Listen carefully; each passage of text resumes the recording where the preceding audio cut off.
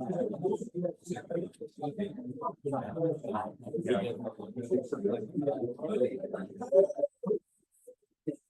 got a team orange. Yeah. Blue.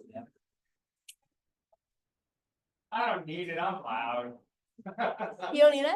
Hey, I don't need it. Can you guys hear me in the back? You guys aren't in the front, right? You guys are used to me yelling. Hi, I'm Steve Skillings, and I'm going to take you guys through the hardest part of entrepreneurship, which is marketing stuff. Knowing who to sell, how to find them, and then what are your competitors going to do to take your money? Okay. What I want you guys to use this for in your planning is use this information to help you define the things you're going to put on your pitch for the competition. So we're going to talk about some of the terms, and I'm going to give you examples of what they are. So what is a customer? The customer can be anything from a group like teens that you want to target, or it might be a specific business to business connection like food trucks. Maybe you've got an idea to make food trucks run more efficiently. It could be a general group of guitar players like myself, or you might be into dogs, right? And pet owners are your market, okay? So now that we know who they are, right, we want to talk about what is the market. And what you hear the term market a lot. What does it really mean? It's really just a way for us to have a discussion about a limited group of people that might be interested in our product and that we can talk to. We can give them information. How many here in the room have seen an advertisement before? Right, if you didn't raise your hand, I know you're not listening. Right, ads are constructed to get information about a product that you might love in front of you, okay? And that's, you fit into one and multiple markets, right?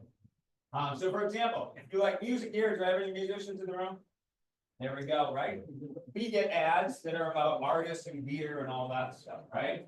Maybe you like, maybe you're into, the food trucks. You might be looking at mobile food products with everyone's clear on the market, okay? It's the hardest thing to understand, but don't sweat it too much. It is a subset of the people we're trying to talk to.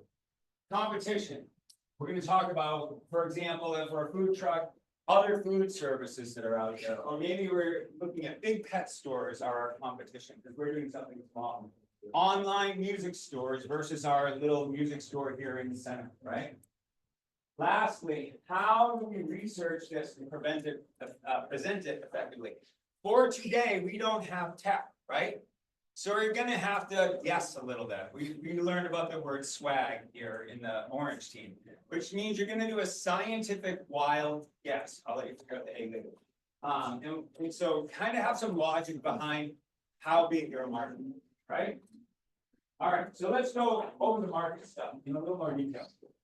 As I mentioned before, it's a group of people that you're trying to target with your product or service. Examples might be teens that are looking for clothing or tech gadgets. The food trucks, maybe we're looking at awareness tools, right? Not only the stuff in the truck, but how do I get customers there? Guitar players, how many guitars are being sold? We might see YouTube lessons and try to use those numbers to see how many people are watching YouTube guitar lessons, right? Concert sales might be another way to figure out who needs this or that. But with that example, right, we have people who just like music and we have musicians. So sometimes we're pulling bits of data out of bigger things, okay? So as you start to get into truly novel products, so a little bit about me, I used to work at Bose, and Bose did things that were truly novel. If you brought a product to Dr. Bose that was a Me Too product, meaning like somebody else's product, he would shoot it down.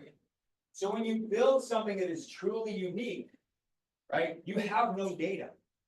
So for today, if you have something that has never been seen before, you're just going to pull together some data. But as we saw earlier, when we get into the real researching of that, we're going to interview people like they did with Oral B, right? We're going to go learn from people first. Okay. Why does all this matter? So I said we're going to spend a lot of time on marketing, and it's expensive and it's important. It really matters because your investors want to know that the market is real. Right? You could have the best invention in the world for a certain you may have an amazing invention, but if it only helps 4 people, you don't have a business. You just have an invention or you have a hobby, right? You only have a business when you can find thousands of people or a limited number of people that buy every single day, right? So we need bigger numbers to do that. Investors, when you're pitching, they're going to want to know that this market is big and you can get customers to buy.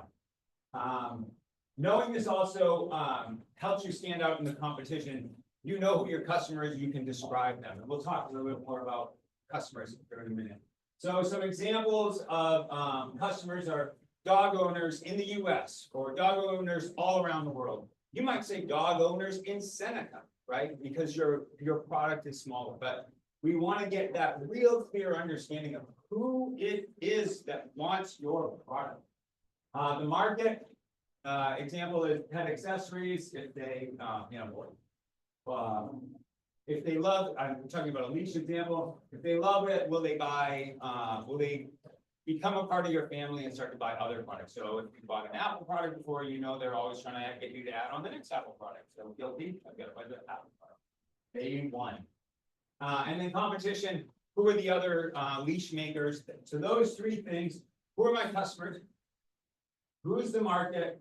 And then what is the competition is what we really need to see in order to win this competition. Now the judges, I don't think they're listening to me and giving me these secrets, but that's what you need. Who are the customers? Okay. Define what we want you to do again is define your audience and be as specific as you can.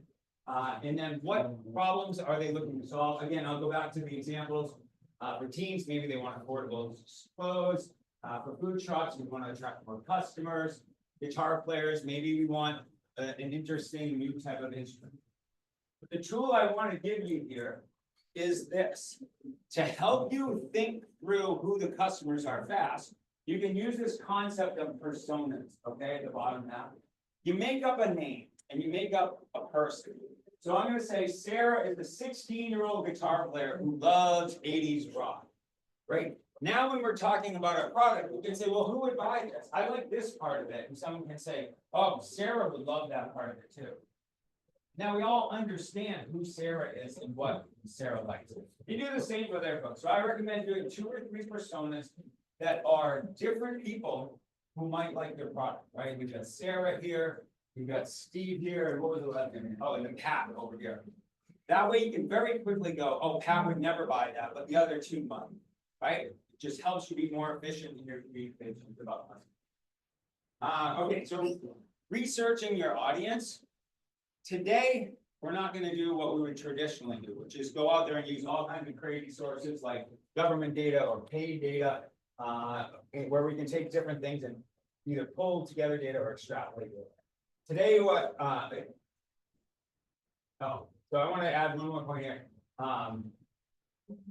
When you have a truly novel idea, you can't find this data. It doesn't exist. When Bose launched the noise-canceling headphones, there were no noise-canceling headphones. So how do you do data around that? You don't. So what you do is you break it down into things that you think might be similar, and then you kind of pull it all together, right? So if you have something that's never been seen before in any way, go ahead and find different data sources that you think are similar to us. When you're actually out there doing your entrepreneurship and here today, feel free to do surveys, ask people around. Hey, so you can do online surveys, you can do social media posts, you can do observations like we saw with the Oral B, and then testing. The best thing, you will learn so much from the on the street kind of thing, where you give somebody the product and you say, it does this. Try and use it, and then you watch them fumble with it, and you go, oh, I see the problem, I'll go fix that, right? So for today, maybe walk through imagining you're out on the street and go, hey, I'm going to give you this product, go ahead and try it, and watch the person, what would they get easy, what would they fumble with, right? You've got a good team, everyone has a different point of view on that, try it, simulate it. Okay, competition. When you're looking at competition, we want to see really two things. Direct competitors, okay? Those are people that anyone in the world can go, oh yeah, obviously, if you're setting up a music store, every online reseller, every store in the town that sells stuff is a direct competitor, right? That's pretty easy. The indirect competitors are the harder part.